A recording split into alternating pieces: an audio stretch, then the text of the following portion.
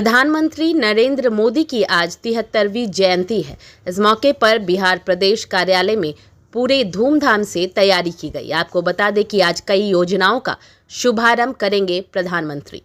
दरअसल आपको बता दें कि मौके पर पार्टी के अध्यक्ष सम्राट चौधरी, नंदकिशोर यादव समेत पार्टी के कई नेता मौजूद थे। वहीं आपको बता दें कि प्रदेश अध्यक्ष सम्राट चौधरी ने कहा कि जो लोग कहते थे कि रोजगार नहीं मिलता है, तो आज प्रधानमंत्री 13 करोड़ योजनाओं का शुभारंभ करने जा रहे हैं। देश के यशस्वी प्रधानमंत्री आदरणीय नरेंद्र मोदी जी को मैं सर्वप्रथम आप लोगों के तरफ से देश के प्रधानमंत्री जी को उनके जन्मदिन की शुभकामना देता हूं और साथ ही साथ आज देश के प्रधानमंत्री जी विश्वकर्मा योजना, प्रधानमंत्री विश्वकर्मा योजना की शुरुआत कर रहे हैं। इसके लिए भी उनको विशेष तौर पर बधाई देता हूं। आज इस कार्यक्रम में उपस्थित हम लोगों के पार्टी के पूर्व अध्यक्ष आकार को जरूर अपने जीवन यापन के लिए देता, लेकिन कुम्हार समाज पूरी तरह समाज को आकार देने का प्रयास करता है कि आर्थिक रूप से समृद्ध हो सके।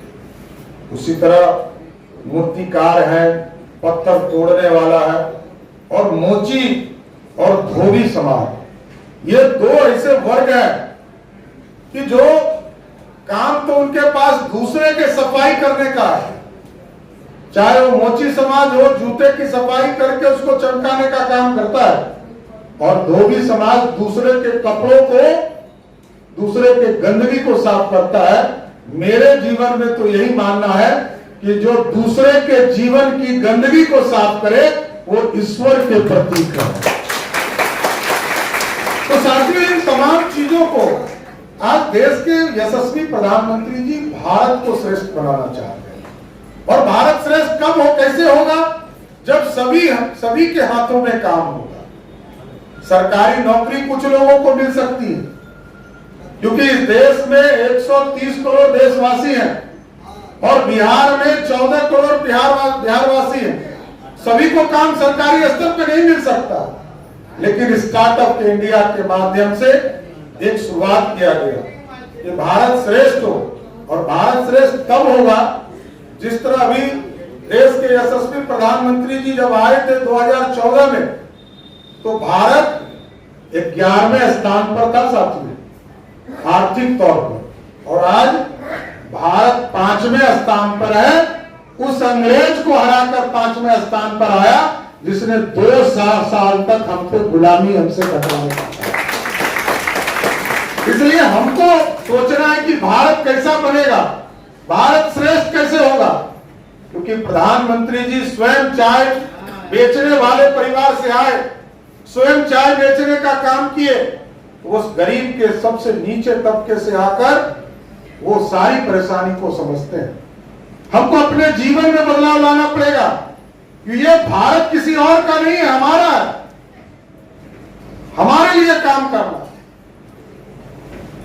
जहां हमारे पास 9 साल पहले मात्र $90 बिलियन रिजर्व में हुआ करता था, आज लगभग 2.5 गुना से अधिक हमारे तौर पर इस पूरे कार्यक्रम को चलाएंगे। कई लाभार्थी के चीजों को स्थापित करने में सहयोग करेंगे। युवा मोर्चा के द्वारा सभी जगह 18 तारीख को ब्लड डोनेशन का कार्यक्रम चलाया जाएगा। इसके साथ साथ मेडिकल कैंप्स लगाए जाएंगे और पूरे बिहार में भारतीय जनता पार्टी के द्वारा आयुष्मान भारत लगभग 6 करोड़ बिहारियों का, 6 करोड़ 12 लाख लोगों का सीधे आयुष्मान भारत के कार्ड उनको उपलब्ध कराने हैं, जो अभी तक मात्र 80 लाख लोगों को ही बिहार में मिल पाया। अभी 5 करोड़ 33 लाख लोगों को बिहार में आयुष्मान भारत कार्ड का एक कॉपी उनको उपलब्ध कराना है, क्योंकि उनको पता ही नहीं है कि हमारे लिए प्रधानमंत्री जी ने स्पष्ट तौर पर सोचा है कि हम बीमार पड़ेंगे तो 5 लाख तक का इलाज मुफ्त हमारे भारत सरकार की चिंता रहेगी। इसलिए आज आयुष्मान भारत के इस शुभ कार्यक्रम पे शुभारंभ कार्यक्रम के माध्यम से हम देश के प्रधानमंत्री जी को फिर से जन्मदिन की बधाई देते हुए और पूरे देशवासियों को आज रोजगार दिवस के तौर पर आप समझिए कि 13,000 करोड़ रुपया में लगभग 13 करोड़ से अधिक लोगों को प्रथम दिन रोजगार मिलने वाला है। और 13 करोड़, कई लोग भारतीय जनता पार्टी से पूछते हैं कि रोजगार कब प्रधानमंत्री जी देंगे। मुद्रा योजना के माध्यम से लगभग 28 लाख करोड़ रुपया पूरे देश के नौजवानों को, हमारी बहनों को रोजगार करने के लिए उपलब्ध कराया गया।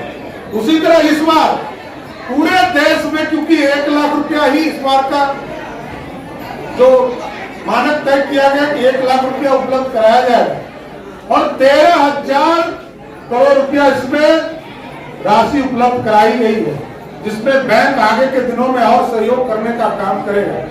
तो मैं स्पष्ट तौर पर बताना चाहता हूं, जो बिहार और देश के दूसरी पार्टी के कार्यकर्ता है, वो पूछते हैं कि हम रोजगार कब दे रहे हैं। आज मैं बता रहा हूं कि 13 करोड़ लोगों को आज के दिन शुरुआत हो रही है। आज के दिन से लगातार इस अभियान को चलाने का काम देश के यशस्वी प्रधानमंत्री जी करने जा रहे हैं। इसलिए माध्यम से समाज के उस तबके को मुख्य धारा में लाने का काम कर रहे हैं, जिसके लिए सदियों से किसी ने चिंता नहीं किया। आप सोचिए कि जो बढ़ई समाज लकड़ी के चीजों को आकार देकर और पूरी व्यवस्था खड़ा करने का काम करता है, और नाव बनाने से लेकर घर के सामान के चीजों को स्थापित करने का काम बड़ी समाज करता है। नाव पर चलते दूसरे लोग हैं, टेबल कुर्सी या घर के जितने सामान बनते हैं उसका उपभोग दूसरे लोग करते हैं, लेकिन इसकी कल्पना उन्होंने की थी, कहा आदरणीय नंदकिशोर जी ने। ये प्रधानमंत्री जी की सोच है कि सरकार की योजना से तो कुछ दिन लाभ मिल सकते हैं, बहुत प्रॉब्लम, लेकिन यदि आपके जीवन में बदलाव लाना है, आपके जीवन को सुंदर बनाना है और आर्थिक रूप से समृद्ध करना है, तो आपको रोजगार देना पड़ेगा। और रोजगार के लिए यह पूरी कल्पना है, चाहे वो बड़ी समाज हो, लोहार समाज हो, हथौड़ा का निर्माण करने वाला समाज हो। हथौड़ा 2 तरह से होते हैं साथी। एक तो होता है जीवन में अपराधी से लड़ने और अपराधी को और भ्रष्टाचारियों को समाप्त करने के लिए हथौड़ा चलता है, तो वो कानूनी हथौड़ा चलता है और उसके माध्यम से हथौड़े से अपराध को भी मुक्त किया जाता है और भ्रष्टाचार को भी मुक्त किया जाता है। लेकिन हथौड़े के निर्माण से एक गरीब का कल्याण होता है और गरीब उसको बनाकर समाज में अपने जीवन को कैसे और अच्छा किया जा सकता है, उस पर चर्चा करते रहते हैं। ताला बनाने वाले सुनार, कुम्हार के बारे में कहा जाता है कि वो मिट्टी से एक आकार देने का काम वो समाज करता है।